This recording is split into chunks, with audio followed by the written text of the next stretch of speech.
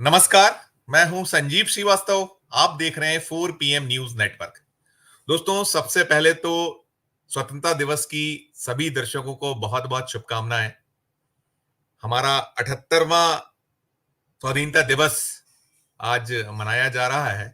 कार्यक्रम सुबह से चल रहे हैं, तो निश्चित तौर पर आज विषय यही हम लेकर चल रहे हैं और बात अपनी शुरू करते हैं।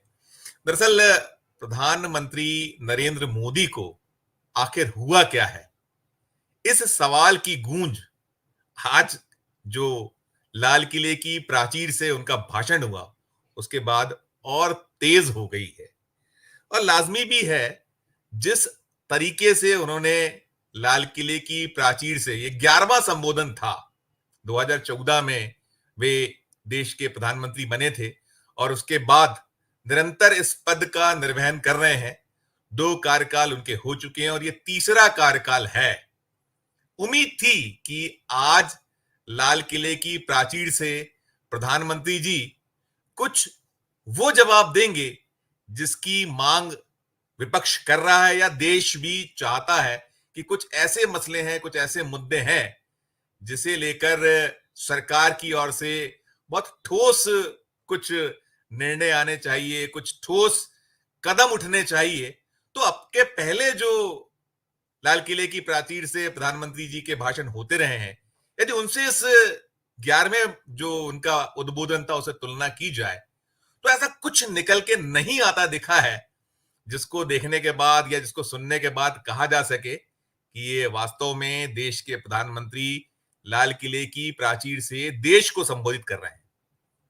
पूरा उनका जो भाषण था, 100 मिनट के लगभग का, इसके आसपास का जो उनका जो उद्बोधन रहा, उस पूरे उद्बोधन में बहुत सारी जो उनकी ओर से बातें हुई, तो ऐसा लगा कि शायद प्रधानमंत्री जी लाल किले की प्राचीर से नहीं बल्कि किसी चुनावी सभा को संबोधित कर रहे हैं। जैसा उनका अंदाज, जो उनका रवैया होता रहा है कि जब आपको माइक मिला तो कैसे आपको विपक्ष को आड़े हाथों लेना है, जो कुछ देश में होता रहा है या जो कमी पेशी उनके अपने राज में रही है, कैसे ठीकरा विपक्ष के सिर फोड़ दिया जाए, वो कुछ पूरा का पूरा सिलसिला, वो पूरा का पूरा अंदाज दिखा। और आज जो बॉडी लैंग्वेज थी प्रधानमंत्री जी, वो भी बड़ी लग रहा था साफ साफ कि जिस तरीके से तीसरे जो उनका टेन्योर है उसमें विपक्ष ने जो हमले बोले हैं, जिस तरीके से 240 पर भारतीय जनता पार्टी के टिकने के बाद कमजोर हुए हैं, वो सब कुछ आज का जो जलसा था उसमें नजर आया। और यदि हम एक लाइन में पूरा जो आज का प्रधानमंत्री जी का भाषण था उसका विश्लेषण करें, तो बहुत कहने में कोई गुरेज या परहेज नहीं है कि अब तक का सबसे होपलेस भाषण उनका लाल किले की प्राचीर से रहा। तो आज हम इन्हीं सब जो भाषण है प्रधानमंत्री जी का, उसमें उठे मुद्दे हैं, इन सब पर बात करने के लिए जो हमारी ये शाम 6 बजे की डिबेट होती चलेंगे, खास पैनल हमारा जो है जुड़ गया है। हमारे साथ सीनियर जर्नलिस्ट अरुण दीक्षित साहब जुड़े हैं, राकेश अचल जी जुड़े हैं, हमारे साथ राजनीतिक विश्लेषक मीनू जैन जी जुड़ चुकी हैं और भी कुछ मेहमान हमारे साथ जुड़ेंगे। मैं अपनी बात शुरू करने के पहले कुछ क्लिप्स हैं जिसको जरूर दिखाना चाहूंगा, जो कुछ कि किस अंदाज में पेश आए हैं। 2-3 क्लिप्स हैं, कुछ कुछ हम बीच में भी उस पर बातचीत करते रहेंगे या दिखाते रहेंगे। ये जो मैंने कहा कि ऐसा लगा कि प्रधानमंत्री जी लाल किले की प्राचीर से नहीं बल्कि किसी चुनावी सभा में बोल रहे हैं, उसकी एक झलक हम देखते हैं, एक भाषण का एक अंश सुनिए उस भाषण का, दर्शकों के लिए भी और हमारे पैनलिस्ट हैं उनको भी मैं सुनवाता हूं। ये एक क्लिप है। हम संकल्प के साथ तो बढ़ तो रहे हैं, बहुत आगे बढ़ रहे हैं, लेकिन ये भी सच है कि कुछ लोग होते हैं जो प्रगति देख नहीं सकते। कुछ लोग होते हैं जो भारत का भला सोच नहीं सकते हैं। जब तक खुद का भला न हो तब तक उनको किसी का भला अच्छा नहीं लगता है। ऐसी विकृत मानसिकता से भरे हुए लोगों की कमी नहीं होती है। देश को ऐसे लोगों से बचना होगा। वे निराशा की गर्त में डूबे हुए लोग हैं। ऐसे मुट्ठी भर निराशा की गर्त में डूबे हुए लोग जब उनके गोद में विकृति पलती है, तब वो विनाश का कारण बन जाती है, सर्वनाश का कारण बन जाती है, एनार्की का मार्ग ले लेती है, और तब देश को इतनी बड़ी हानि हो जाती है जिसकी भरपाई करने में हमें नए सिरे से मेहनत करनी पड़ती है। इसलिए ऐसे जो छुटपुट निराशावादी तत्व होते हैं, वो सिर्फ निराशा इतना नहीं है,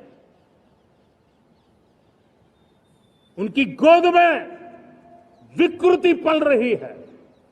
ये विकृति विनाश के, सर्वनाश के सपने देख रही है, ताने बाने जोड़ने की प्रयासों में लगी हुई है। देश को इसे समझना होगा। एक क्लिप ये है, देश को समझना होगा। एक क्लिप और दिखाऊंगा, फिर मैं शुरुआत चर्चा की करूंगा। बीच में और भी क्लिप्स होंगी जो मैं दिखाते हुए सवाल करता रहूंगा। एक क्लिप ये भी सुनिए कि मेरे तीसरे टर्म में देश तीसरी इकोनॉमी तो बनेगा ही, लेकिन मैं 3 गुना काम करूंगा, 3 गुना तेज गति से काम करूंगा, 3 गुना व्यापकता से काम करूंगा, ताकि देश के लिए जो सपने हैं वो बहुत निकट में पूरे हो। मेरा हर पल देश के लिए है, मेरा हर क्षण देश के लिए है, मेरा कण कण सिर्फ और सिर्फ मां भारती के लिए है। और इसलिए 24/7 और 2047 इस प्रतिबद्धता के साथ आइए, मैं देशवासियों का आह्वान करता हूं। हमारे पूर्वजों ने जो सपने देखे थे, उन सपनों को हम संकल्प बनाए, अपने सपनों को जोड़े, अपने पुरुषार्थ को जोड़े, और 21वीं सदी जो भारत की सदी है, उस सदी में स्वर्णिम भारत बना के रहें, उसी सदी में हम विकसित भारत बना के रहें, और उन सपनों को पूरा करते हुए आगे बढ़े। ये 2 क्लिप्स मैंने दिखाई। इस बीच में हमारा सुनील शुक्ला साहब जुड़ गए। सुनील सर का बहुत बहुत स्वागत करूंगा। रविंद्र सिंह शौरन जी भी जुड़े हुए हैं, उनका ही बहुत स्वागत करूंगा। आप सबको भी स्वतंत्रता दिवस की बहुत बहुत बधाई, बहुत बहुत शुभकामनाएं।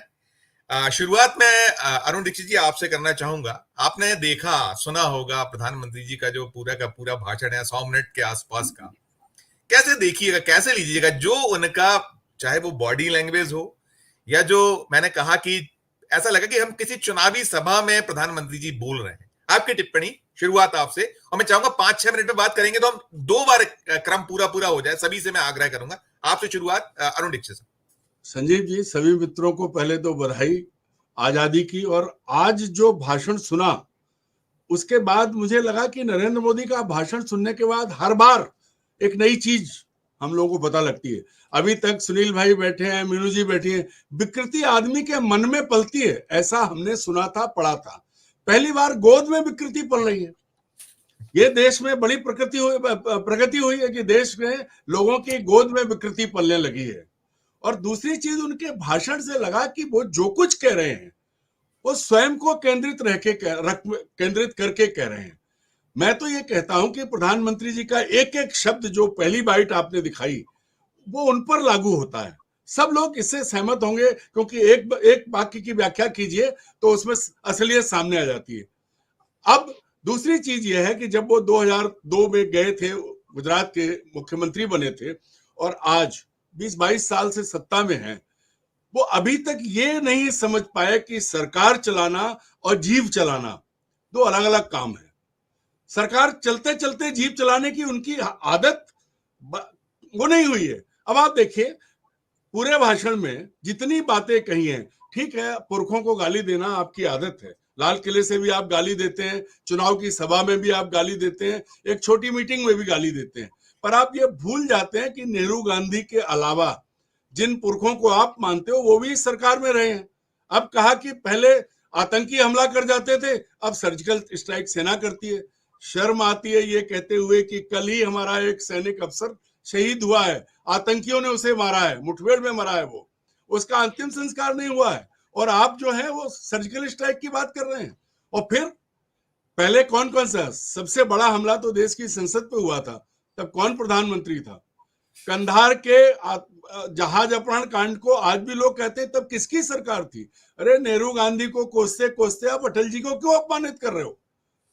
अगर अगर आपको यही नहीं लगता है कि वो भी आपके निशाने पे है, क्योंकि हो सकता है कि अटल जी को गाली नहीं दे पाए तो अटल जी ने राजधर्म का पालन करने की सलाह दी थी, तो अब उनके स्वर्ग में जाने के बाद मंच से, लाल किले से उन पर सवाल उठाते हैं। ये चीज नरेंद्र मोदी, क्योंकि अगर कभी प्रेस कॉन्फ्रेंस हो या आमने सामने आए तब हम बात कर सकते हैं।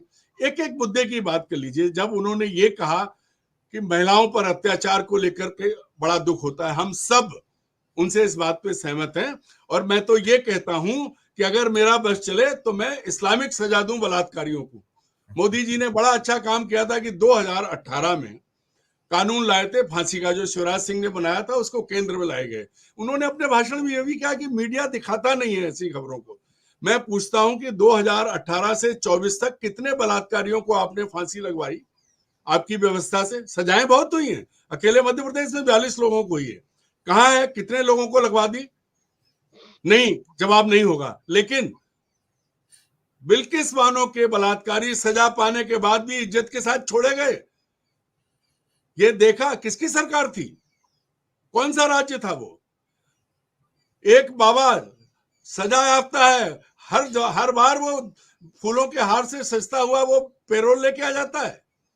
दिल्ली का मुख्यमंत्री, उसमें उसको सजा का, उसको अंतरिम जमानत भी नहीं मिलती, उनको पेरोल मिलती है। किसकी सरकार है? इस पर कौन बताएगा? इसके नेहरू जी से पूछने जाए या अटल जी से पूछे? देश की जनता पूछ नहीं सकती। अब बात आती है कि करोगे क्या आप? किस किस की चीजों को इन्होंने, अब सबसे आगे चलते हैं और कहते हैं कि भाई हमारी बैंकें विश्व की श्रेणी में, विश्व स्तर पर खड़ी हुई हैं। मान लिया, मैं आपने ये तो बताइए, किसान को आप 6,000 रुपए देते हैं साल में और दुनिया भर में ढिंडोरा पीटते हैं, लेकिन कितना पैसा राइट ऑफ किया है रिजर्व बैंक का, बैंकों का कितना पैसा अपने उद्यमी साथियों को आपने माफ किया? मुझे लगता है लाखों करोड़ से ज्यादा है। उसकी कभी बात नहीं करेंगे। 2000 तिमाही में किसान को दे देते हैं, उसका पूरा ढिंडोरा पीटते हैं। और किसान की, अब ये कहते हैं कि आम आदमी की आय 2 गुनी हुई है। तो हम सब बैठे हैं, हमें ये बता दें कि जब आम आदमी की आय 11 साल में, 10 साल में 2 गुनी हो गई, तो मोदी जी वो 80 करोड़ लोग कहां के हैं जिनको आप खाना खिला रहे हो? या तो वो कागजों पे हैं, खा आप रहे हो उनके नाम पे, या फिर आप झूठ बोल रहे हो। किसी भी स्थिति में मतलब आप एक चीज ये तो सोचो कि आप लाल किले पे खड़े होके देश को संबोधित कर रहे हो। हर चीज में आपको अगर राहुल गांधी दिखाई पड़ते हैं, आप, ठीक है, लोगों के मन में है। अब विकृति गोद में पल रही है। विकृति तो आपके दिमाग में है, जो आप मुद्दों पर बात करने के बजाय, जहां देश के मुद्दों की बात करनी चाहिए, वहां आप विकृति को गोद में पाल रहे हो। आप लोगों की मानसिकता की बात कर रहे हो। 10 साल का समय, तीसरा टर्म आपको मिला है। आप बड़ी बड़ी बातें आपको करनी चाहिए। देश की तरक्की का रोड मैप आप बताओ। आर्मी की बात आप कहते हो, आर्मी किस हाल में है सब जानते हैं। लेकिन क्या है कि एक तरफ बोलेंगे और दूसरी तरफ जो है, किसी को भी कहीं से भी, आप देखिए बहुत बड़ी बात कही गई कि हम 75,000 मेडिकल सीट्स बनाएंगे।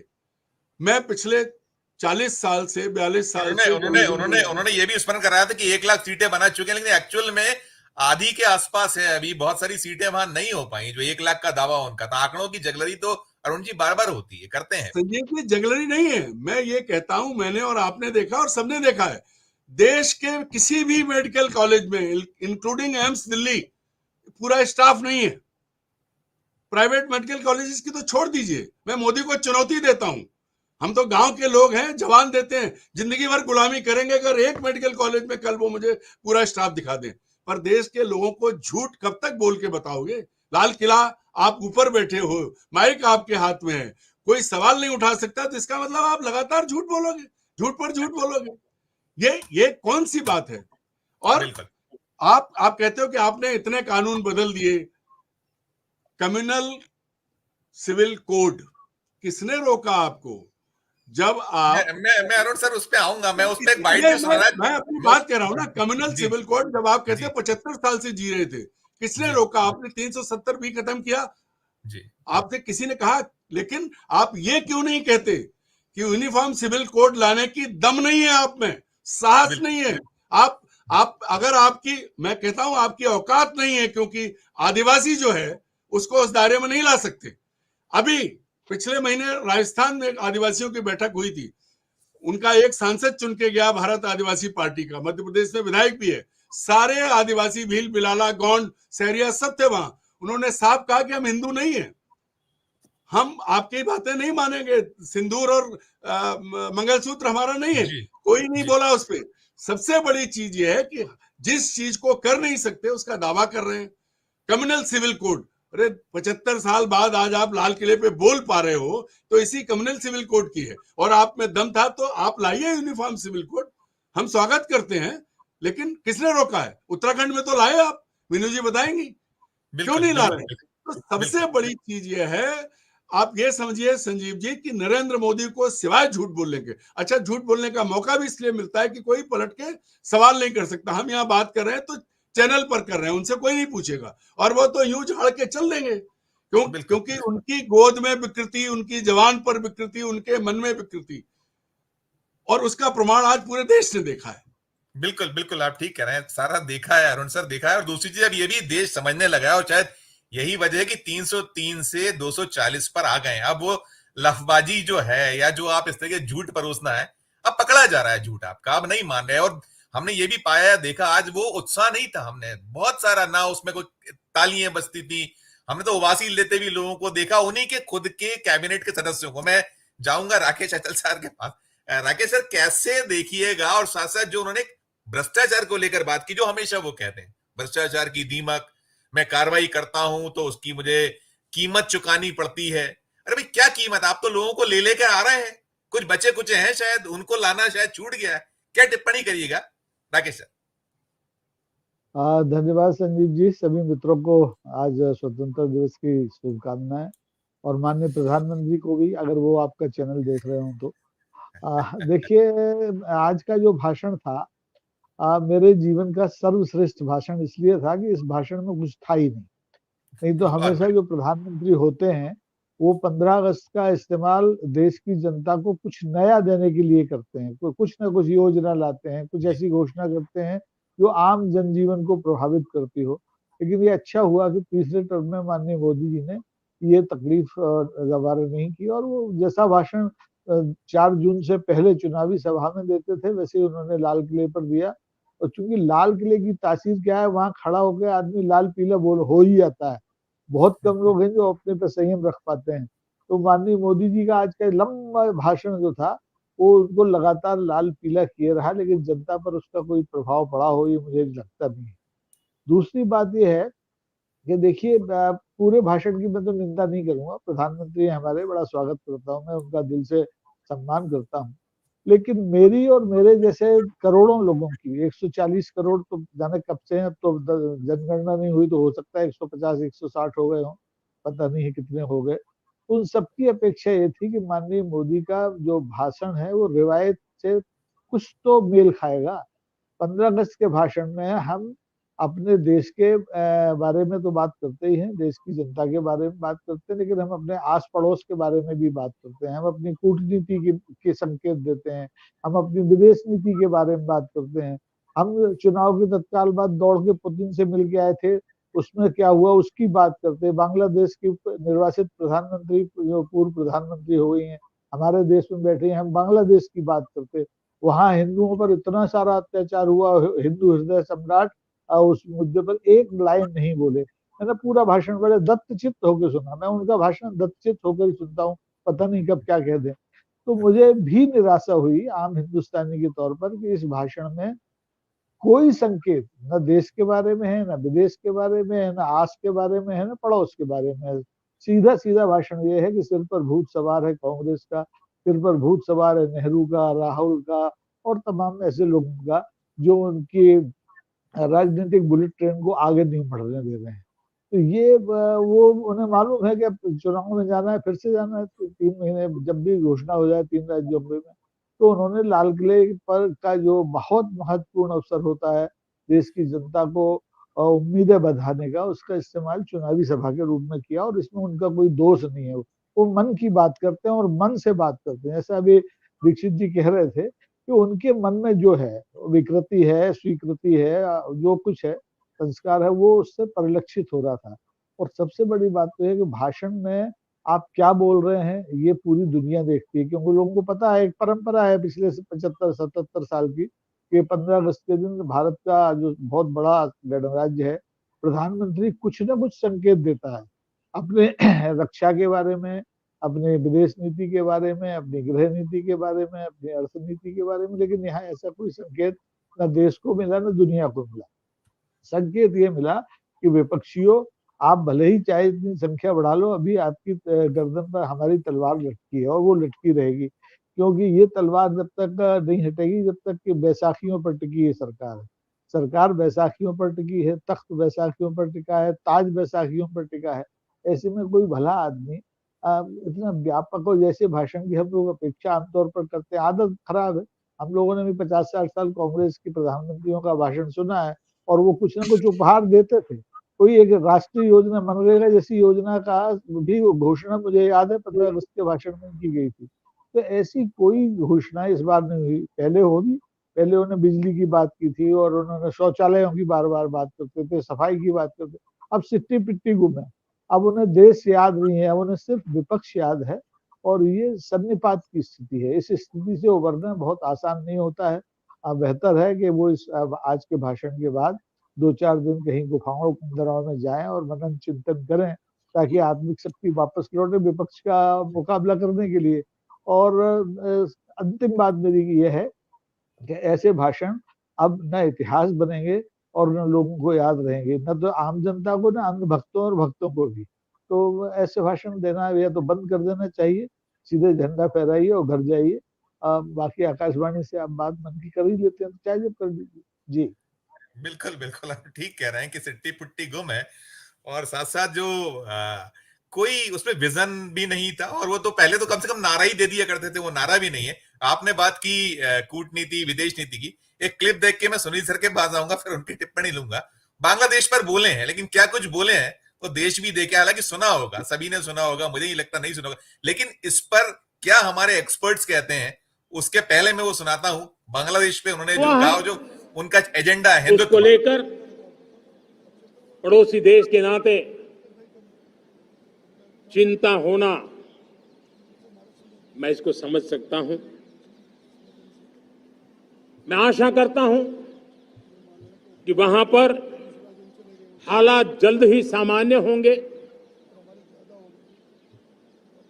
खास करके 140 करोड़ देशवासियों की चिंता कि वहां हिंदू, वहां के अल्पसंख्यक, उस समुदाय की सुरक्षा सुनिश्चित हो। भारत हमेशा चाहता है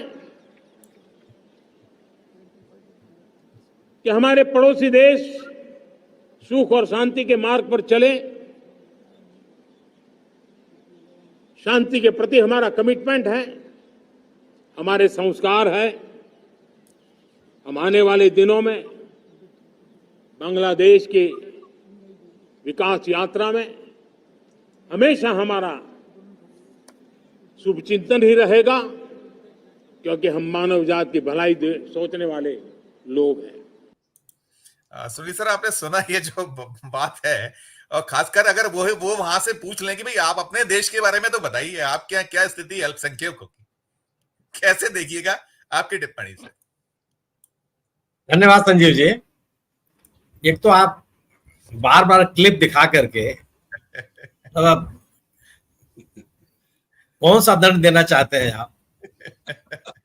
तो खैर, मैं टिप्पणी आपकी चाहता था, मैंने कहा कम से कम हमारे दर्शक जो ना सुन पाए, क्योंकि कई लोग कहते हैं इस ना चेहरे को दिखाइए ना इन पे बात करिए, लेकिन हमारी मजबूरी है कि हम क्या इसके बिना जी दायित्व का निर्वहन करना है।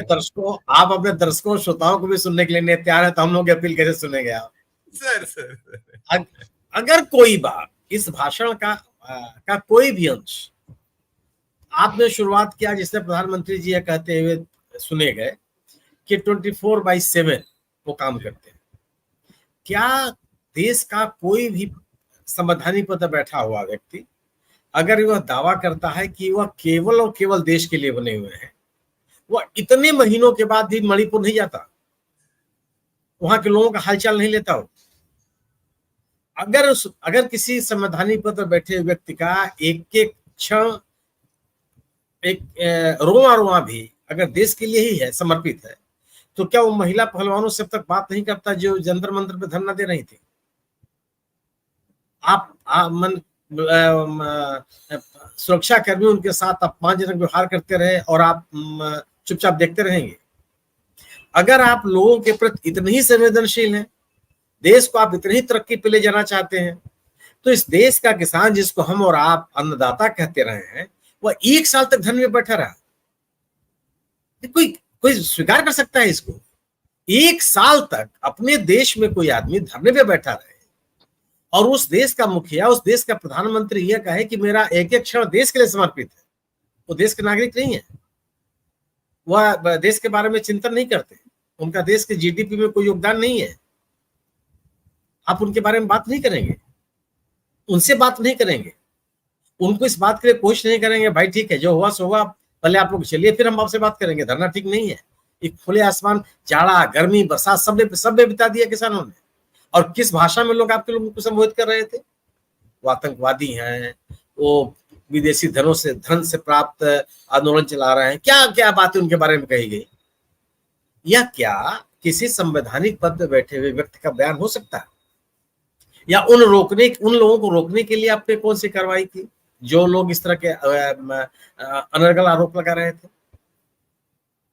आप महिला सुरक्षा की बात करेंगे, मणिपुर की जिस महिलाओं के साथ दुराचार हुआ, और मैंने शब्द नहीं है उसका व्याख्या करने के लिए, हम और आप उस क्लिप को दोबारा देख नहीं सकते। कोशिश की आपने उन लोगों को दंडित करने का कोई प्रयास किया? क्यों ऐसा हो गया? आपने क्या हस्तक्षेप करने की कोशिश की जब बिल्किस बानो के परिजनों के हत्यारों और उसके साथ सामूहिक बलात्कार करने वाले सजा याफ्ता लोगों को छोड़ा गया? आपने कभी पूछा कि भाई ये कैसे कर दिया आपने? आपके गृह मंत्रालय ने इस पर स्वीकृति कैसे प्रदान कर दी?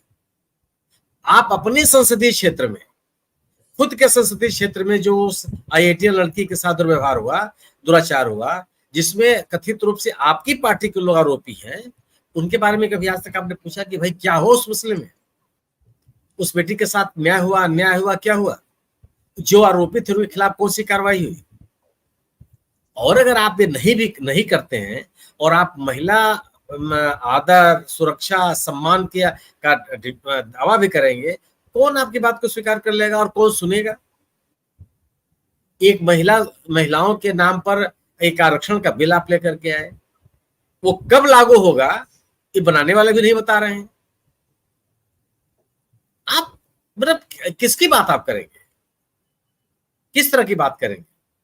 आप कहते हैं कि आप बेरोजगारी की बात नहीं करेंगे। आपने कहा कि साहब हमने 75,000 मेडिकल के सीटें और हम बढ़ा रहे हैं। अरे वो मेडिकल आप किनके लिए बढ़ा रहे हैं? कहाँ बढ़ रही है वो? उसकी फीस कौन देगा? प्राइवेट कॉलेजेस जहाँ बहुत बड़ी बड़ी फीसें चुकानी है। अरे बड़ी बड़ी फीस संजय जी, क्यों बड़ी बड़ी? बहुत छोटा शब्द प्रयोग कर रहे हैं आप। 1 करोड़ रुपया होगा तो उस कैंपस में घुस सकते हैं आप। Yes sir, yes sir, yes sir.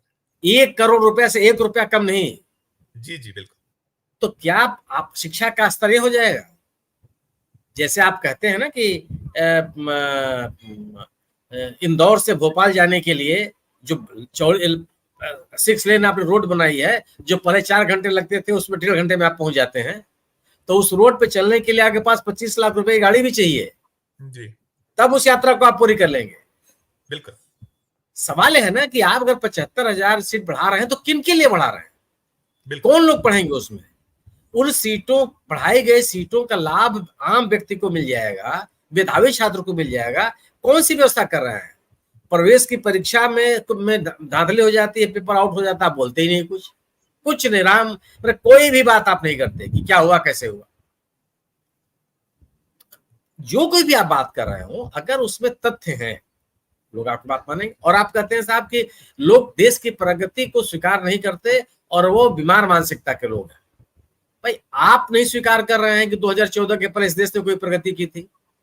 आपकी पार्टी के लोग, आपके समर्थक लोग, आपके अनुयायी लोग नहीं स्वीकार करते? इस देश में IIT IIM बना, एम्स बने, बड़ी बड़ी सिंचाई परियोजनाओं के बांध बने, बड़े बड़े कल कारखाने बने, जो सार्वजनिक उद्यम लगे, सार्वजनिक उपक्रम लगे, उनको आपने बेच डाला। इसी देश में हुआ था। कौन सा स्वीकार कर लिया आपने बात? कब आपने कहा कि नहीं बहुत देश से प्रगति किया था, उससे आगे हमको ले जाना है? कौन व्यक्ति है?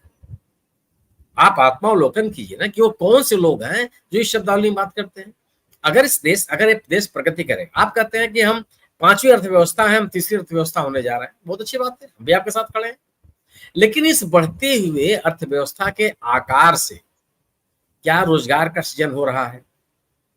हमारे लिए बेहतर अवसर मिल रहे हैं? बाजार में मांग बढ़ रही है? लोगों की क्रय शक्ति बढ़ रही है? किसानों को या एमएसएमई में काम करने वाले लोगों का जो उत्पाद है उसकी बेहतर कीमत मिल जा रही है? बेहतर बाजार उपलब्ध हो जा रहा है?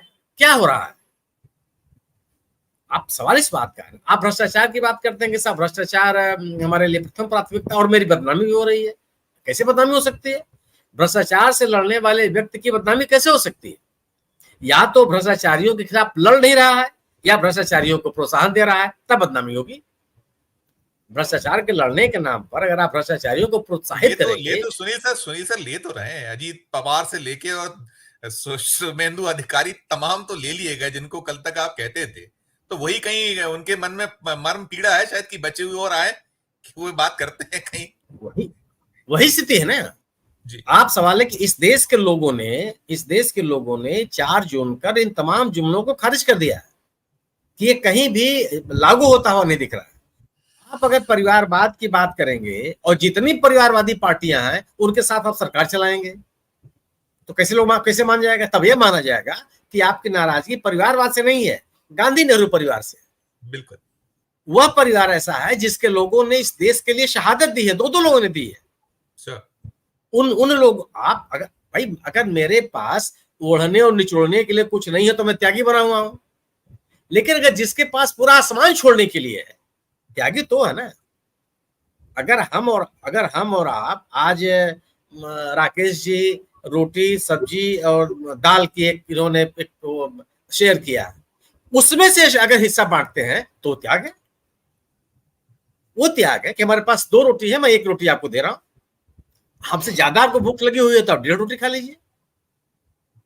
वो भी ठन गोपाल, मैं भी ठन गोपाल, तो कौन सा त्याग? किस बात का त्याग? सवाल है कि जिन लोगों ने देश के लिए शहादत दी है, जिन लोगों ने त्याग किया, आप उसको भी स्वीकार करने के लिए तैयार नहीं होते। और आप कहेंगे साहब लोगों के जितने भ्रष्टाचारी हैं जिनके ऊपर हमने आरोप नहीं लगाया, आपने आरोप लगाया। एनसीपी को नेचुरल करप्ट पार्टी आपने कहा, 70,000 करोड़ रुपए का भ्रष्टाचार का आरोपी आपने बताया था अजय दादा पवार जी। आपने उसी एनसीपी के कम से कम 1 दर्जन नेताओं को नोटिस दिया था। क्या हुआ?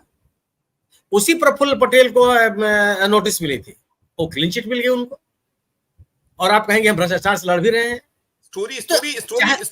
स्टोरी विद प्रमाण हुई है सुनील सर, जिसमें है कि 25 ऐसे बड़े बड़े जो भ्रष्ट थे जिन्हें 24 को ले लिया, ऐसी स्टोरियां हो चुकी हैं। अरे आप संजीव जी आगे आ जाइए ना, 25 की संख्या आगे बढ़ गई। आज कहा जा रहा है कि सेबी की जो प्रमुख हैं वह उसी कंपनी में उनका निवेश है जो बेनामी कंपनियां हैं जिसको विनोद अडवाणी चलाते हैं। इसका उन्होंने स्वीकार भी कर लिया।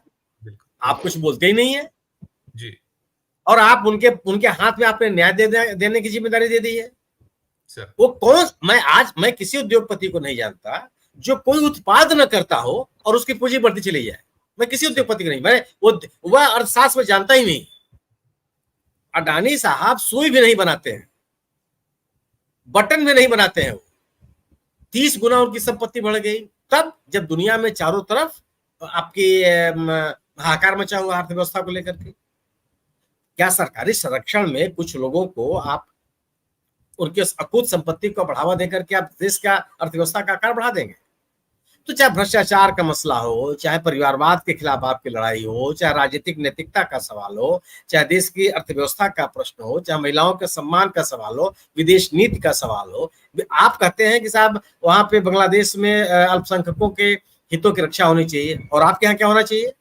जी बिल्कुल वही जी। आप अपनी तरफ नहीं देखेंगे और कौन आपकी बात को सुन लेगा? और इस देश की सिविल सोसाइटी कैसे आपकी बात को स्वीकार कर लेगी? देखिए लाल किले की आज भी मतलब हम लोग पुराने नेताओं के भाषण सुनते हैं खोज करके कि उन्होंने लाल किले के प्राचीर से क्या कहा था, जरा सुनो उसको।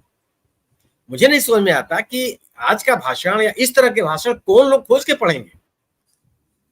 बिल्कुल, बिल्कुल। एक विनम्र अनुरोध संजीव जी की ये भाषण बार बार सुना करके सजा मत दीजिए। बिल्कुल, लेकिन मेरी मजबूरी है कि मैं सवाल करता हूं, तो मेरी एक मन नहीं मानता कि जो चीजें हैं, जैसे मेरा देखा, मैं जाऊंगा मीनू जी के पास, लेकिन मैं फिर एक भाषण इसलिए सुनाऊंगा कि तुलनात्मक है। देखिए, चंद्रचूड़ सिंह, आपका माफी चाहूंगा, chief justice of India Chandrachud ji वहां बैठे हुए थे, और जो उन्होंने वो जो दोनों, जिसको कम्युनल सिविल कोड कह दिया, आप सोचिए कि संविधान की बातें करते हैं और कैसा माहौल। मैं एक बीजेपी के उनके भाषण, बीजेपी की एक सभा का भाषण और आज के दोनों को हमने जोड़ के उसको दिखाना चाहता हूं, फिर मीनू जी से मैं पूछूंगा कि आपकी इस पे राय क्या है। ये देखिएगा पहले।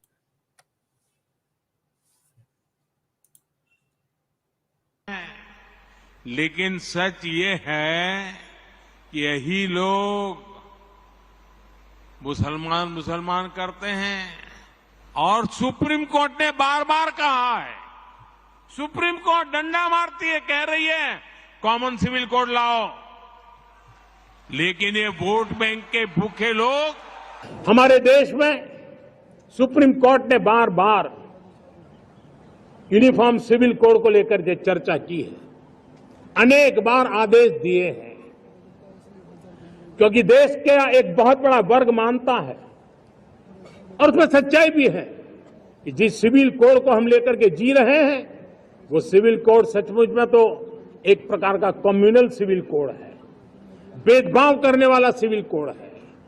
ऐसे सिविल कोड से जब संविधान के 75 वर्ष मना रहे हैं, और संविधान की भावना भी जो हमें कहती है करने के लिए, देश की सुप्रीम कोर्ट भी हमें कहती है करने के लिए, और तब जो संविधान निर्माताओं का सपना था, उस सपने को पूरा करना हम सबका दायित्व है। और मैं मानता हूं, इस गंभीर विषय पर देश में चर्चा हो, व्यापक चर्चा हो, हर कोई अपने विचारों को लेकर के आए, और उन कानूनों को, जो कानून धर्म के आधार पर देश को बांटते, जो ऊंच नीच का कारण बन जाते हैं, ऐसे कानूनों को आधुनिक समाज में कोई स्थान नहीं हो सकता है। और इसलिए मैं तो कहूंगा, अब समय की मांग है कि देश में एक सेकुलर सिविल कोड हो। हमने कम्युनल सिविल कोड में 75 साल बिताए हैं, अब हमें सेक्युलर सिविल कोड की तरफ जाना होगा। मीनू जी, आपने सुन लिया कि हमें सेक्युलर सिविल कोड की ओर जाना होगा, क्या कहेंगी आप? अनम्यूट कीजिएगा प्लीज, अनम्यूट कीजिएगा। जी सॉरी, मैं ये कहूंगी कि जो सेक्युलर शब्द इन्होंने इस्तेमाल किया, तो मैं तो बहुत दंग रह गई सुन के इस शब्द को, क्योंकि मोदी जी और उनकी पूरी आर्मी, भाजपा, 80 सेल नेता, जितना भी कुछ उन्होंने कई जगह पर कंट्राडिक्ट हो रहा है, बहुत जगह उनके पूरे भाषण को सुनेंगे, इस एक इसको आप सेक्युलर को छोड़ दें तो बाकी तो सब कुछ निकल के आता है कि उनके मन में क्या है, भीतर क्या है। जी नहीं, वो गाली की तरह इस्तेमाल करते हैं सेक्युलर वर्ड को। जी और वो मतलब वो चाहते हैं कि आपके संविधान की प्रस्तावना में सेक्युलर वर्ड ही क्यों है, इसको भी हटाने की उनका मंशा है। मतलब आप सेक्युलर वर्ड तो चाहते नहीं है ना, इस देश को सेक्युलर चाहते हैं, देश को आप एक चाहते हैं कि एक ही आइडियोलॉजी, हिंदुत्व की जो आइडियोलॉजी है उसके अनुसार चले, लेकिन जो आपको सिविल कोड चाहिए वो सेक्युलर चाहिए।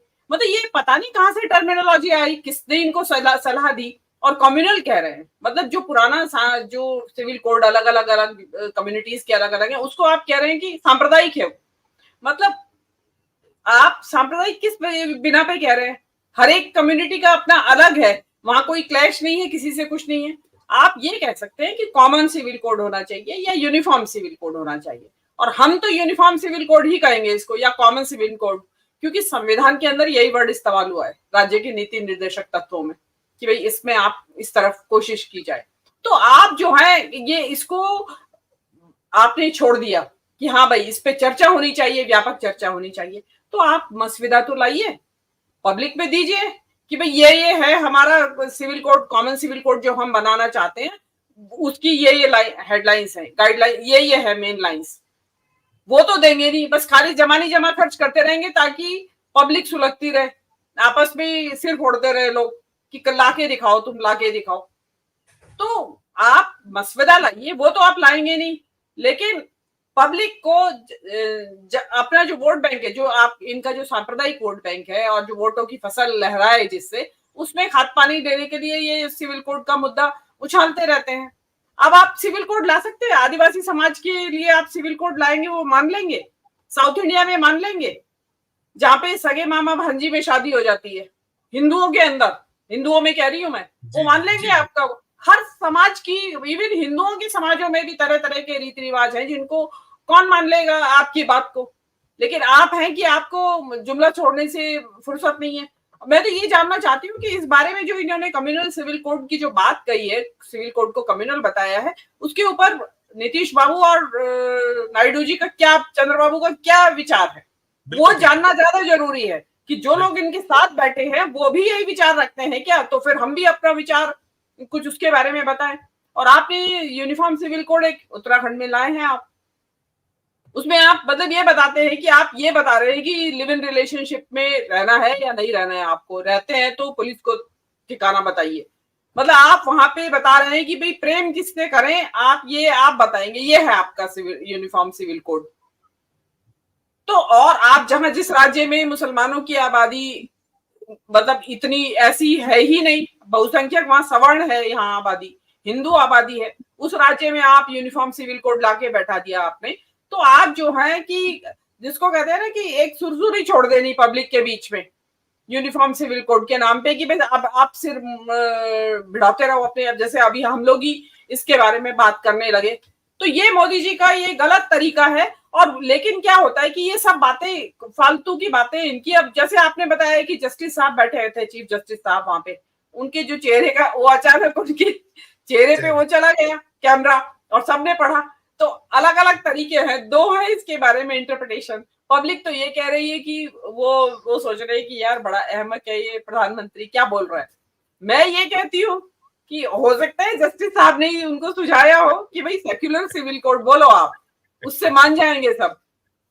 आप अगर ये कहोगे कॉमन सिविल कोड तो कोई नहीं मानेगा, आप सेक्युलर वर्ड ले आओ तो विपक्ष वाले सब विरोध नहीं करेंगे और मान जाएंगे। लेकिन जो भी है आप लाइए तो सही, आप मसवदा लाइए और उसके बाद बहस होगी, पता चल जाएगा आपको कि पब्लिक क्या चाहती है। एक दूसरी बात जो उन्होंने कही है कि हम 1 लाख ऐसे लोग लड़के युवा लाएंगे, लड़के लड़कियां जो पॉलिटिक्स में नया खून हाँ नया ट्रेन करेंगे। मतलब इसका मतलब क्या है, इसका मतलब ये थोड़ी कि वो आप जो सेक्युलर की बात कर रहे हैं उसमें ट्रेन करेंगे, वो हिंदुत्व की आइडियोलॉजी से ट्रेंड बच्चे होंगे जो आपकी पॉलिटिकल सिनेरियो पे उतरेंगे। आप कल्पना कीजिए अगर ये चीज प्रैक्टिकलिटी मतलब ये उसको ग्राउंड लेवल पे उतार दे इस तरीके से, 1 लाख को छोड़िए 25-30 हजार भी बच्चे ऐसे उतार दे तो किस तरह की पौध तैयार होगी, कहाँ किस दिशा में जाएगा। जिस 2047 की बात कर रहे हैं उस टाइम तक तो कोहराम मचा हुआ है यहाँ पे धर्म और नफरत और सांप्रदायिकता को लेके, क्योंकि नेता इस तरह के आप तैयार करके वहां पे भेज देंगे। मतलब हिंदुत्व की आइडियोलॉजी आप चाह रहे हैं और मैं तो मानती हूँ हो सकता है तैयारी चल भी रही हो इनकी, क्या पता तैयार हो रहे हो किसी नर्सरी में इस तरह के लड़के बच्चे लड़कियां कि जो इस तरह की हिंदुत्व की आइडियोलॉजी में हो भी रहे हैं। व्हाट्सएप यूनिवर्सिटी पे तो बहुत तैयार हो गए हैं, बस खाली डिग्री की जरूरत है उनको।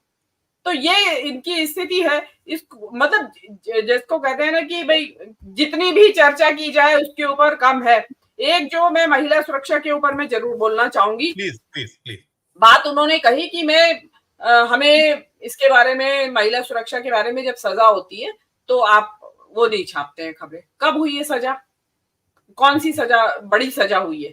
एक निर्भया के केस की तो जरूर हुई थी क्योंकि वो केस भी बहुत ज्यादा हाईलाइट हुआ था, तो इसलिए आपकी उसकी सजा की भी बातचीत हुई थी। एक सजा हुई थी हैदराबाद में, आपको याद होगा, रात में वो लड़की घर आ रही थी और उसकी बाद में क्या हुआ, पुलिस ने एनकाउंटर में उन डाउट जिनके ऊपर तथाकथित मतलब एक्यूज थे जो, उनका एनकाउंटर कर दिया और पूरे देश ने सेलिब्रेट किया कि हाँ ये हुआ है ना। लेकिन बाद में क्या पता चला कि वो गलत था, वो उनको गलत आइडेंटिफाई कर लिया था, वो लड़के निर्दोष थे। तो आप कौन से न्याय की बात कर रहे हैं और कौन सी सजा की बात कर रहे हैं? आपने किसको सजा दे दी? आपने ब्रजभूषण शरण सिंह को क्या सजा दी?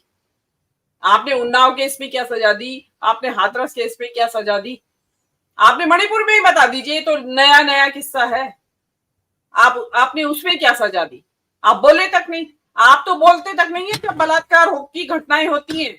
आज क्योंकि बंगाल में हुई है, पश्चिम बंगाल में हुई है एक घटना ऐसी, इसलिए आप बोल रहे हैं। अगर वो घटना ना होती तो आप इस पे बोलते ही नहीं। आप उसके बहाने बंगाल की घटना को हाईलाइट करना चाह रहे हैं, आप उसके बारे में बोलते ही नहीं। आपने आज जो एक मजाक बना के रखा हुआ है, आप लिप सर्विस कर देते हैं कि जबानी जमा खर्च, अब करना धरना कुछ है नहीं, और उल्टे वहां पे राजनीति हो रही है। बंगाल में खूब दबा के हो रही है, दोनों तरफ से हो रही है। जो घटना हुई है वो विभत्स घटना हुई है, उसका किसी भी तरीके से समर्थन नहीं किया जा सकता। लेकिन मैं हर एक चैनल पे जहां भी जा रही हूँ, मैं एक बात जरूर कहना चाह रही हूँ, मेडिकल जो स्टूडेंट्स होते हैं पोस्ट ग्रेजुएशन के साथ, के उनके साथ अन्याय बहुत होता है। ये 36 घंटे की ड्यूटी कई बार 50-50 घंटे तक करवाई जाती है उनसे, उसमें और उनके जो सीनियर्स होते हैं उनका रोल होता है, वो इतना टॉर्चर करते हैं उनको।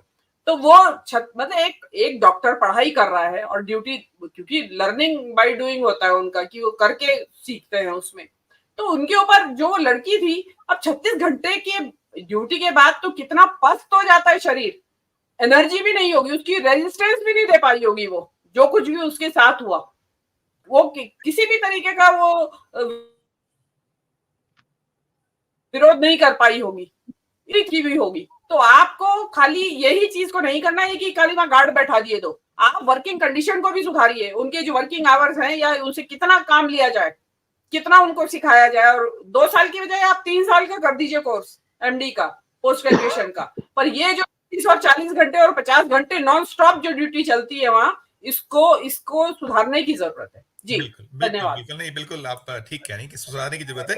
मैं रविंद्र सर के पास जाऊंगा। रविंद्र जी, लेकिन साथ में एक मैं पवन खेड़ा ने कुछ प्रतिक्रिया दी थी और बड़ी रोचक थी, उसको एक मैं क्लिप दिखाता हूं, फिर मैं आपसे एक सवाल भी करूंगा और आप साथ साथ अपना व्यक्त कीजिएगा जो मोदी जी के भाषण पे। एक क्लिप देखिएगा। आम आदमी किसी से बात कर दीजिए, लगता ही नहीं कि देश का प्रधानमंत्री बोल रहा है, लगता है बीजेपी का एक छोटा मोटा नेता बोल रहा है। ये अच्छी बात नहीं है। प्रधानमंत्री हैं देश के, उनको अपने पद की मर्यादा का ध्यान रखना चाहिए। संविधान की शपथ लेते हैं और बाबा साहब अंबेडकर द्वारा बनाया गया कोड, उसको आप कम्युनल कोड कहते हैं।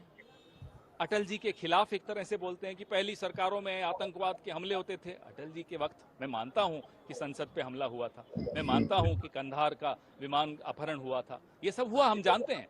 लेकिन आज के दिन अटल जी का अपमान करना, कम से कम अटल जी ने आईएसआई को पठानकोट का निरीक्षण करने तो नहीं बुलाया था। तो जब करप्शन पे बात की तो किस किस का नाम लिया? पहले तो प्रफुल्ल पटेल का नाम लेते थे, अशोक चौहान जी का नाम लेते थे, अजीत पवार जी का नाम लेते थे, शुभेंदु अधिकारी जी का नाम लेते थे, हेमंता बिस्वा शर्मा जी का नाम लेते थे। आज क्या इनमें से किसी का नाम लिया? मैंने आज बांग्लादेश के ऊपर भी बात करी। बांग्लादेश के साथ खड़ा है इंडिया और चाहता है कि जो हम जानना चाहते हैं बांग्लादेश के हिंदुओं के रक्षा के लिए क्या कदम हमारे देश के प्रधानमंत्री ने उठाए। ये अपने आप को हिंदुओं का ठेकेदार कहते हैं, बड़ी बड़ी बातें करते हैं, मैं सीएए लाऊंगा, ये हो जाएगा, वो हो जाएगा। अब क्या हुआ, हम ये जानना चाहते हैं।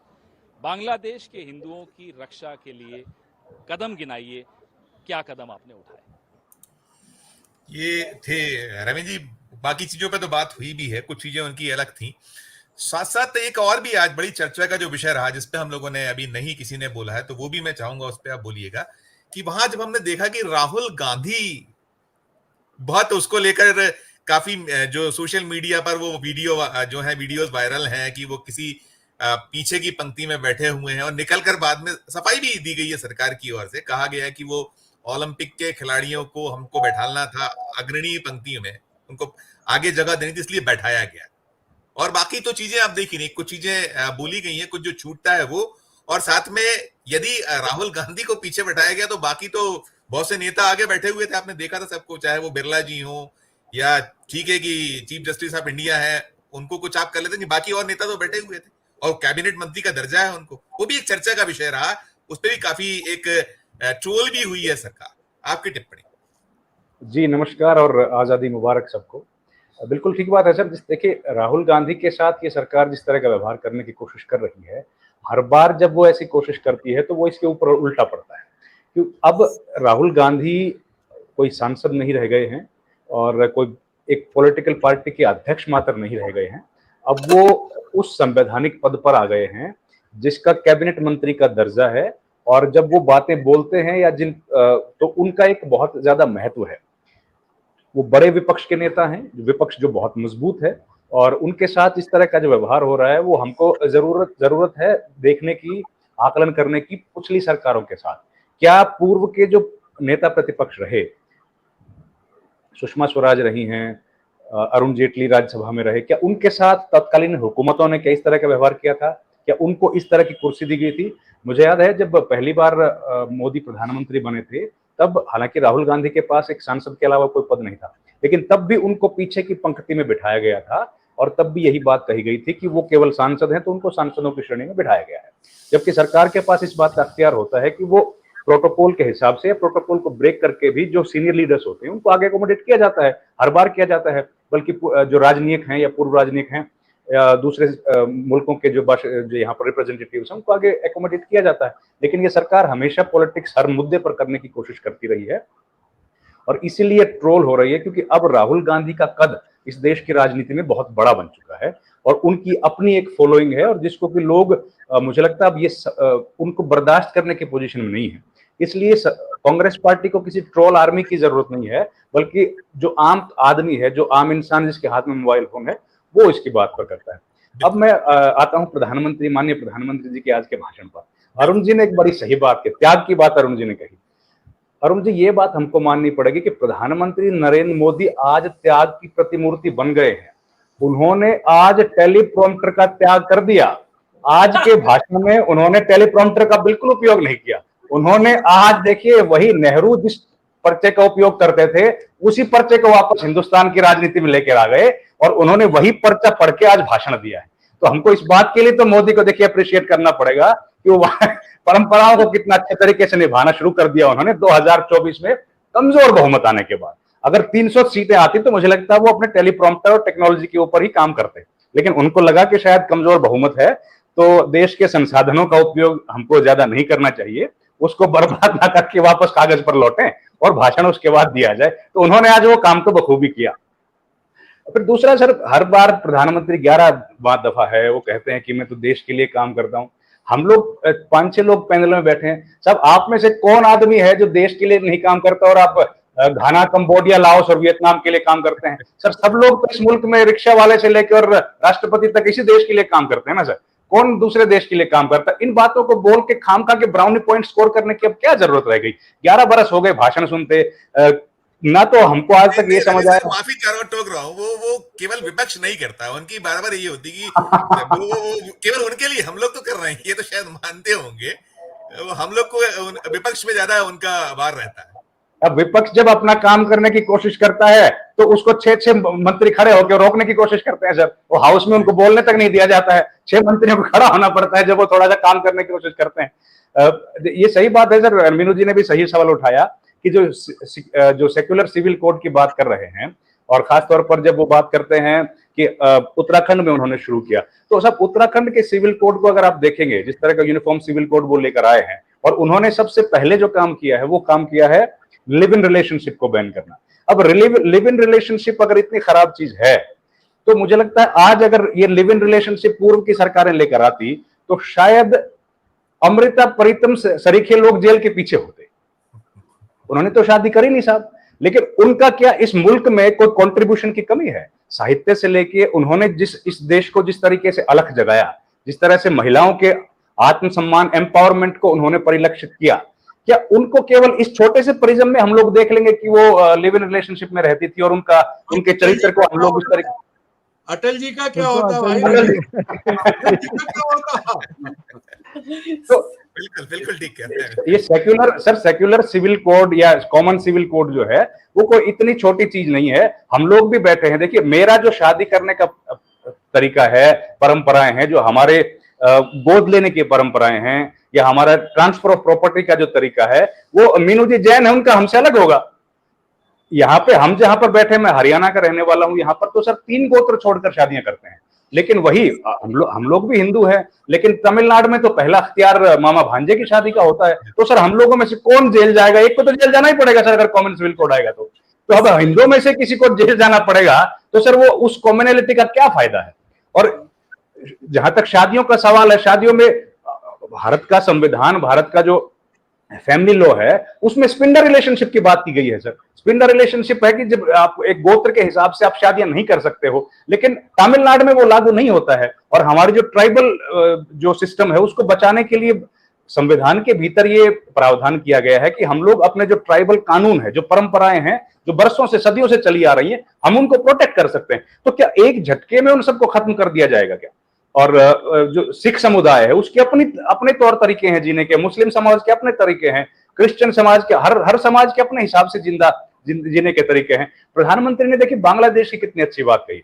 प्रधानमंत्री ने कहा कि वहां पर हम लोगों को और थोड़ा सा सेंसिटिव होने की जरूरत है, लेकिन प्रधानमंत्री बांग्लादेश की बात करके सदन में लोकसभा का चुनाव नहीं जीते थे, वो बांग्लादेश के उन घुसपैठियों की बात करके चुनाव जीते थे जो आसाम में उनको, जिनकी संख्या तक पता थी। जब विपक्ष में प्रधानमंत्री थे तब उनको संख्या भी पता थी, उनको यह भी पता था कि कौन से जिले में आसाम के ज्यादा है, उनको इस बात का भी पता था कि बांग्लादेश से जो आए हैं वो बंगाल में कितने, वेस्ट बंगाल में कितने लोग हैं, वो दिल्ली में कितने लोग हैं। लेकिन 10 साल की सरकार हो गई है, उस सरकार के आने के बाद क्या एक भी बांग्लादेशी को वापस भेजा गया?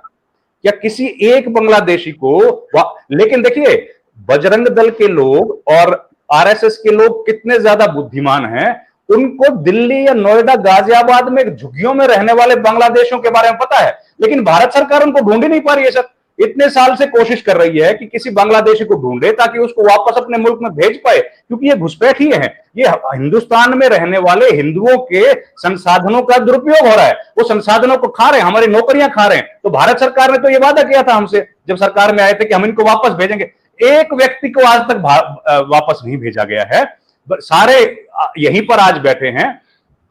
एक और बात मैं कहूंगा, महिला सुरक्षा की मीनू जी ने भी बात कही है। देखिए महिला सुरक्षा के लिए सबसे ज्यादा ह्यू एंड क्राई हम कहें तो तब हुई जब निर्भया का कांड हुआ था। निर्भया कांड के बाद सरकार प्रधानमंत्री नरेंद्र मोदी की आई और उस वक्त पर जब सरकार आई तो एक निर्भया का एक अलग से फंड बनाया गया था। सर आज हालत ये है उस निर्भया फंड की कि उसका अधिकांश पैसा वापस चला जा रहा है सर। सरकारें उस पैसे का उपयोग नहीं कर पा रही। क्या इस देश में अब महिलाएं इतनी सुरक्षित हो गई हैं कि उन पर और पैसा खर्च करने की जरूरत नहीं है? क्या किसी भी राज्य में, चाहे दिल्ली जैसा राज्य है, दिल्ली जो देश की राजधानी है, दिल्ली पुलिस प्रधान अमित शाह की पुलिस यहां पर प्रोटेक्शन करती है, उस पुलिस से लेके और आप किसी भी देश में चले जाओ, क्या महिलाएं अब इतनी सुरक्षित हो गई हैं कि उन पर कोई पैसा खर्च करने की जरूरत नहीं है? हमने भी देखा था सर जब निर्भया का कांड हुआ था तो इस बात का बहुत शोर मचा था कि रेप से जुड़े जो मामले हैं उनको फास्ट ट्रैक कोर्ट में ट्रायल किया जाना चाहिए। सर उसके बाद कितने फास्ट ट्रैक कोर्ट इस देश में आए सर, अब अमल में आए हैं। आज भी सर हालात देखिए, प्रधानमंत्री सेक्युलर कोर्ट की तो बात करते हैं, लेकिन प्रधानमंत्री को वो फास्ट ट्रैक कोर्ट्स में आज तक जो मुकदमे नहीं आए हैं वो नहीं दिख रहे। प्रधानमंत्री को जस्टिस ठाकुर का वो रोता हुआ चेहरा नहीं दिख रहा है जब वो भरे मंच से हिंदुस्तान का chief justice of India justice Thakur TS Thakur वो प्रधानमंत्री के सामने रो पड़े। उनका कहना था कि भैया कम से कम जजों की भर्तियां तो कर दो जिससे कि कम, वो जो 3 करोड़ मुकदमे इस मुल्क में लंबित हैं सर, वो मुकदमे अभी तक, उसके लिए प्रधानमंत्री के पास वक्त नहीं है सर कहने का, लेकिन विपक्ष को घेरने की पूरी कोशिश करते हैं। 75,000 मेडिकल की सीट्स की तो बात करते हैं, लेकिन 2 महीने पहले हुए नीट के पेपर लीक की कोई बात नहीं करता सर। तो उस पेपर लीक की अगर बात करते, जिस ईडी से, सीबीआई से प्रधानमंत्री ने कोशिश करी कितने सारे नेताओं को जेल में भेजने की, कम से कम 2-4 पेपर लीक करने वालों को तो उसके थ्रू भिजवा देते हैं सर जेल में। लोगों को भरोसा पैदा होता कि प्रधानमंत्री जो कहते हैं वो करते हैं सर। प्रधानमंत्री ने पहली बार वॉशरूम्स की बात की, शौचालय बनाने की बात की, उसके बाद सर कितना सफाई हो गई है ये हमको पता है। उन्होंने तब बात करी कि हम लोगों को 2 तरह की बाल्टियों का प्रयोग करना चाहिए, एक हरी बाल्टी और एक नीली बाल्टी, सूखे कूड़े के लिए और गीले कूड़े के लिए। सर गीले कूड़े के लिए जो बाल्टी का प्रयोग करना था उन्होंने वो पार्लियामेंट में पानी को रोकने के लिए किया सर। इसके अलावा तो हमने उसका उपयोग कहीं देखा नहीं जब वहां पर लीकेज हुआ था, इसके अलावा कोई आज तक नहीं देखने में आया है। तो जब इस तरह के भाषण, राजनीतिक भाषण दिए जाएंगे सर, ये भाषण केवल हिंदुस्तानियों के लिए तो होता नहीं है सर, उसमें हर देश के राजनीतिक बैठते हैं, जो एम्बेसडर्स हैं, हाई कमिश्नर्स हैं, वो सारे लोग बैठते हैं और वो उनके जो प्रेस अटैचे हैं, उनके जो पॉलिटिकल अटैचे हैं, वो सब लोग बैठते हैं और इन भाषणों का तुरंत अपने अपने मुल्कों में वो बताते हैं कि आज जो प्रधानमंत्री ने बोला है इसके रेपरकशंस क्या होंगे, हमारे मुल्कों के साथ इसके संबंधों पर क्या असर पड़ेगा। सर, जब आप उन कंट्रीज के रिप्रेजेंटेटिव्स के सामने हिंदुस्तान के नेताओं को भ्रष्टाचार, परिवारवाद जैसी बातें करते हैं, तो सर इसमें कितना छाती किसी हिंदुस्तानी की चौड़ी होती होगी, इसमें कितनी कॉलर उठाने की हमको बात है। ये आप सब लोग वरिष्ठ हैं सर, हम लोग सब जानते हैं। एक और बात मैं कहूंगा सर, प्रधानमंत्री हमेशा भ्रष्टाचार की बात करते हैं, हमेशा भ्रष्टाचार की बात करते हैं कि भ्रष्टाचार जो है वो चरम सीमा पर था। प्रधानमंत्री ने आने के बाद सर 2G, कोल, CWG और वाड्रा, ये 4 ऐसे मुद्दे थे जिनको लेकर प्रधानमंत्री सरकार में हुकूमत बनाने में कामयाब रहे। सर 2G में जितने लोग जेल में, कनिमोई ए राजा समेत जेल में गए थे, वो सारे बाहर आ गए, इस सरकार में सब बरी हो गए। CWG घोटाले में सुरेश कलमाड़ी जेल में गए थे, उसके बाद उनको जेल जाने की जरूरत नहीं पड़ी। कोयला घोटाले में सर जो लोग जेल गए थे उसके अलावा और कोई जेल नहीं गया, सब लोगों को बरी हो गए। आखिरी का बात वाड्रा के ऊपर ईडी से लेकर हरियाणा की सरकार ने ढींगड़ा आयोग बनाया, राजस्थान की सरकार ने एक आयोग बनाया, वसुंधरा की सरकार से अशोक गहलोत की सरकार से भजनलाल शर्मा की सरकार आ गई, लेकिन साहब रॉबर्ट वाड्रा जेल ही नहीं जा रहे। सर हमारा जिस व्यक्ति ने इतना पैसा लूट लिया, कम से कम 2 दिन तक तो जेल जाना ही चाहिए सर उसको। अगर इस तरह के भाषण प्रधानमंत्री देते हैं और उसके बाद उसमें से कुछ भी सही साबित नहीं होता है, तो सर उम्मीद तो लोगों की टूटती है। समय खत्म हो गया सर, मैं और ज्यादा नहीं बोलूंगा, 1 घंटा हो गया हमारे पास। बिल्कुल, मैं सवाल एक और करना चाहता था। मैं सोचता हूँ एक छोटी सी टिप्पणी अरुण जी, बिल्कुल एक लाइन की, एक आध लाइन की सुनील सर कर दें, क्योंकि एक बड़ा इंपॉर्टेंट हमने देखा, जो चीफ जस्टिस ऑफ इंडिया आज एक दिल्ली में एक प्रोग्राम में थे, वो मुख्य अतिथि के तौर पे, तो उन्होंने एक बड़ी ऐसी बात कही जिसपे एक छोटी सी टिप्पणी मिले। उन्होंने ये कहा है, स्वतंत्रता कितनी कीमती है, बांग्लादेश को देख लें, आजादी को हल्के में नहीं लिया जा सकता, इतिहास को समझें। मैं छोटा सा उनका वो पढ़ रहा हूं, इतने पर एक लाइन की टिप्पणी में मैं समाप्त करूंगा। मैं माफी चाहता हूँ कि हमारा बहुत अच्छी चर्चा थी, लेकिन किसी को टोकना मैंने उचित नहीं समझा। अरुण जी और सुनील सर, एक लाइन। संजीव जी, मैं तो सिर्फ एक बात कहूंगा। जब मैं पैदा हुआ 1960 के उत्तरार्ध में, मैंने बहादुर शाह जफर को नहीं देखा, जफर मार्ग पे बहुत नौकरी की। आज पता नहीं क्यों जब प्रधानमंत्री बार बार यूं होते थे तो वो साइड से मुझे बहादुर शाह जफर की छवि नजर आ रही थी। बार बार जब ऐसे घूमते थे, कागज उठाते थे, तो वो तस्वीरें, चूंकि बहुत जीवन का बड़ा हिस्सा बहादुर शाह जफर मार्ग पर गुजरा है, तो आज उनकी याद आई। और सारी चीजें इस एक लाइन में समाहित हैं, इसके आगे मैं कुछ कहूंगा नहीं। बिल्कुल ठीक है। सुनील सर, एक लाइन, और अगर और भी एक लाइन में कोई करना चाहे तो मैं बिल्कुल अनुमति वो कर लूंगा, थोड़ा बहुत चल जाएगा। आप एक लाइन में सर, अच्छा जी से भी ले लूंगा। और जी, मुख्य न्यायाधीश का यह भाषण बहुत ही महत्वपूर्ण है, और कम से कम उन लोगों के लिए, कि पूरे देश के लिए है, कि आजादी को कैसे बचाई जाती है। आजादी का विषाक्त मत होने दीजिए। आजादी के लिए जो हमारे पूर्वजों ने, हमारे राष्ट्र नायकों ने त्याग किया था, उसका सम्मान करने की जरूरत है। और जो कोई भी इस आजादी को छीनना चाहता है, चाहे इसको अपवित्र करना चाहता है, उसके खिलाफ संघर्ष करने की जरूरत है। अरुण जी ने बहादुर शाह जफर के मकबरे पे मैं गया हूं म्यांमार में, और वाकई ऐसे लोगों को याद रखा जाना चाहिए कि उन लोगों ने क्या किया है, जिनका इस देश के इतिहास में स्वतंत्रता संग्राम में कोई योगदान नहीं है। वो बड़ी बड़ी बातें करते हैं, तब ये लगता है कि आप आज ऐसे में चीफ जस्टिस की बात अति महत्वपूर्ण हो जाती है। बिल्कुल सभी लोगों की जिम्मेदारी बनती है कि हम इस आजादी को बचा के रखें। जी बिल्कुल सर। एक टिप्पणी यदि आप चाहें, एक लाइन की में हुई, इसमें उन्होंने अंबेडकर जी का भी नाम लिया है, नेहरू जी को भी कहा है, गोविंद वल्लभ पंत भी, सबका कहा है कि आजादी के नायक हैं ये लोग नायक थे। इन महापुरुषों के बिना जो है राष्ट्र को ये जो आजादी है संभव नहीं थी, ये भी कहा था उन्होंने साहब। मैं एक लाइन कहना चाहता हूँ कि देखिए, आज मैंने शकील बदायूनी को वो याद किया था, और नौशाद को याद किया था, मोहम्मद रफ़ी को याद किया था। इन तीनों ने मिलकर कहा था कि अपनी आज़ादी को हम हरगिज़ मिटा सकते नहीं, सर कटा सकते हैं लेकिन सर झुका सकते नहीं। तो इस निजाम के आगे हमारा सिर तो झुकने से रहा, कट जाए तो कोई बात नहीं। सर मीनू जी कुछ बोलिएगा, एक लाइन यदि आपको लगे तो। जी, अनम्यूट कर ली। सॉरी, देखिए मेरी लाइन 2 ही है। नंबर 1 तो जस्टिस साहब जो बोले बहुत अच्छा बोले, लेकिन जस्टिस साहब भी थोड़ी हवा खराब है जस्टिस साहब की बांग्लादेश के डेवलपमेंट्स देख के, तो उससे उनको याद आया कि मुझे भी बोल देना चाहिए कि भाई माफ करें। दूसरी बात यह है कि प्रधानमंत्री का जो भाषण है वो आज हो चाहे कल हो, ये 20 या 25 मिनट से ज्यादा नहीं होना चाहिए। मतलब पब्लिक का बहुत टाइम वेस्ट होता है, तो ऐसा नहीं है कि पब्लिक और दिन रात सुनती है आपको, तो इसलिए बहुत ही क्रिस्प और उस शॉर्ट होना चाहिए भाषण। जी नहीं, वो तो बोला है अभी, रविंद्र जी ने कहा है कि वो टेलीप्रॉम्प्टर नहीं था, तो वो बहुत चीजें एक आध लाइन भी करना होता अभी इसी पे। मैंने जो चीफ जस्टिस ऑफ इंडिया के बारे में बात की, एक आध लाइन में तो मैं खत्म करूँ। सर मैं तो यही बात कहूंगा कि जो चीफ जस्टिस साहब ने बोला है, और मुझे याद है चीफ जस्टिस साहब का वो बयान भी जब उन्होंने शपथ ग्रहण की थी पहले दिन जब वो सदन चेयर पे आए थे, उन्होंने कहा था कि मेरे काम को आप मेरे भाषण से नहीं, मेरे काम से जानिए, मेरे एक्शन से और मेरे जो जजमेंट लिखे जाएंगे। तो हम लोग भी यही उम्मीद करते हैं कि हिंदुस्तान की लोकशाही को बचाने के लिए अब चीफ जस्टिस को या सुप्रीम कोर्ट को अगर सख्त कदम उठाने की जरूरत हो या थोड़े से कदम कड़े उठाने की जरूरत हो, मुझे लगता है वो समय आ गया है, क्योंकि केवल आजादी बचाने की जिम्मेदारी जनता की नहीं है बल्कि जुडिशरी की भी उतनी है। बिल्कुल बिल्कुल ठीक कह रहे हैं आप। मैं बहुत अच्छी चर्चा के लिए मीनू जी आपका, अरुण जी आपका, राकेश भाई और रविंद्र जी और अभी सुनील जी गए, सभी का बहुत बहुत शुक्रिया अदा करूंगा। बहुत बहुत शुक्रिया, बहुत बहुत धन्यवाद, आपने हमारे समय निकाला। तो ये थी हमारी आज की चर्चा। मैं इतना ही अब दर्शकों से कहना चाहूंगा कि हमारे इस वीडियो के कमेंट बॉक्स में जाकर ये जरूर बताइए कि चर्चा आपको कैसी लगी। प्यार और स्नेह बनाए रखिए और देखते रहिए 4 PM न्यूज नेटवर्क। धन्यवाद, नमस्कार।